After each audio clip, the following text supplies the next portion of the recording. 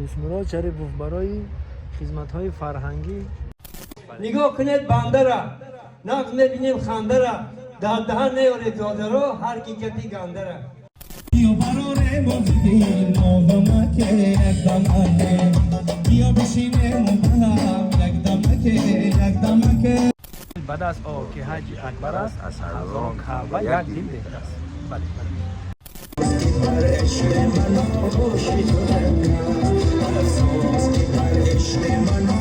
سلام دوستان عزیز، روز جمعگی به خیر و شادی باشد. امروز ما در دنغره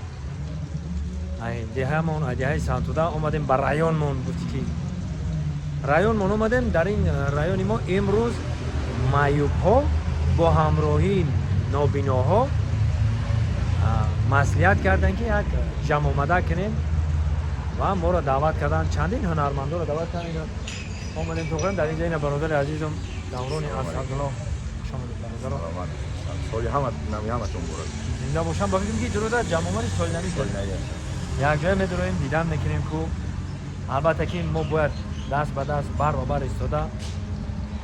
گمان نکنن که اینها تنها یک جای شده وقت کم همین دست ما چیز میاد وقت شونه خوش کنیم هم دل به دست که حج اکبر است از هزاران کعبه یک دل بهتر است. بله و نگفتن ما که با دعوت دوست بهترین نمان دوست فیسبوکی ما منیجه بانو منیجه سیدمراد اگه چند سالی در فیسبوک می نویسیم اگه یک جای انا نو بخوری میکنیم یک جای میداریم دیدن میکنیم.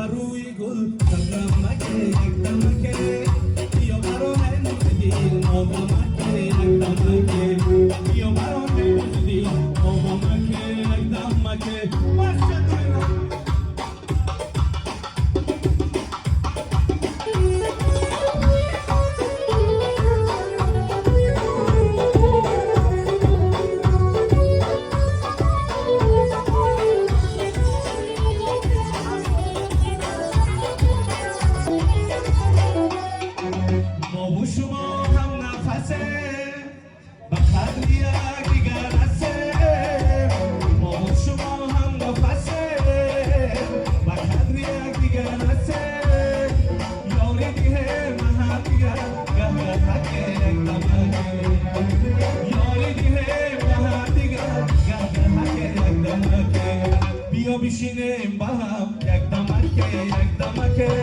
بیا برای مزدی نامکه یک دمکه بیا برای مزدی نامکه یک دمکه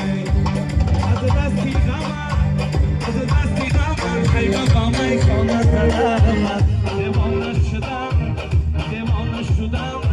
همیشه دارم الهام سخنهایم ناتمام با همتون عزیزان اول بگویم سلام دعا میکنم همتون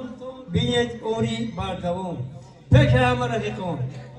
رحمت گوید هممون به پیشوای تاجیکان امام علی رحمان من از سخن درباره چقدر نوزارا خلا دوزه گفتن درباره جناب علی گپ میزنم که زحمت های شبانه روزی شخصی بزرگ بود که ما به این روزا رسیدیم در همان سالهای سخت وقتی که نشست به تخت بروی خلق تاجیک آورد نیکی و بخت بوردیم در سالهای نزدیک خود را پناه می داشتیم بروی خلق تاجیک تخم سیاه می کشتیم گذشت ازن آن روزها شد روزهای آزادی چنین روزهای نیک ما بافرین نداشتیم چقدر زیبا بهاره که بیزنیا بسوره برای میگم که بشنیدن صدای خود را نگاه نمایید بفهمید که نوانی حالا بفهمید که کودکان آینده ما شمایید نگاه کنید بنده را نقد میبینیم خنده را در دهن نیارید داده را هر کی کپی گنده را باوری داریم ما امریدین غالب شو با رضاگی خدا برابری شما امروز به این طلبخانه آمدن میمونا بار دیگه خوش آمدن میمونا روان شده همچو باد گاه غمگین گاه شد سخن را بربه دادک اختیار شریف و دستمرا نشسته لبی ساحل می نوشم چای فامیل شناس ترید عزیزان نام من است کامل نمیگم گپ کلام نفهمیده رفیقان در چنین دور و زمان سخن چای تیر بوده قلمش مثل کمان سخن را به جا بگه میرسه در بر ایران میزگره اوستغان ای بنده مسلمان در نوک ما تاجیکان خانه شدی مهمان شیشت سری دسترخوان از آن خانه خوردی نان باش اگر به ایمان قدری نمک را بدان همیشه در همه جا قدری زنک را بدان چقدر اگه نام تو سراجان گفتن در باری مادرم چهار بشه میگو بس خان بسو کمش خو بایدک من اگر تو بگه بگو نه بایدم تو میشه نه گفام یا بای نیست یا گفای دل در طرفی چپای صد تشیر میدال کامل لیکن دوی ما خپای خپی مون نکوزم ببخشید همت باید پنجید اول مرا میسنجید سخن پیجا شدید مرا باید ببخشید بگفتی من در فکرم در این دنیا همیشه که در عالم یگان آدم چرا بیغم نمیشه بدون قدر زمین و آب و نان و هموطن را بفهم هیچ گن زمادر بهترین دنیا نمیشه پیش همه گفتم باشی اگر به ما قدر مادر رو بده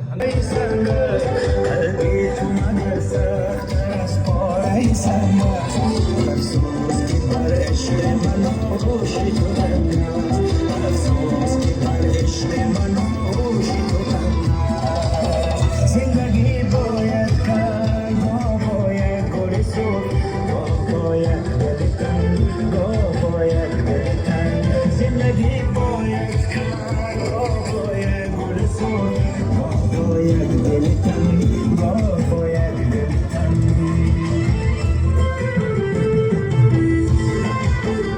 و اینا که ما مایده برو اومدیم میریم مایده اینا سپاسنامه‌مون هم دادن اینا برادران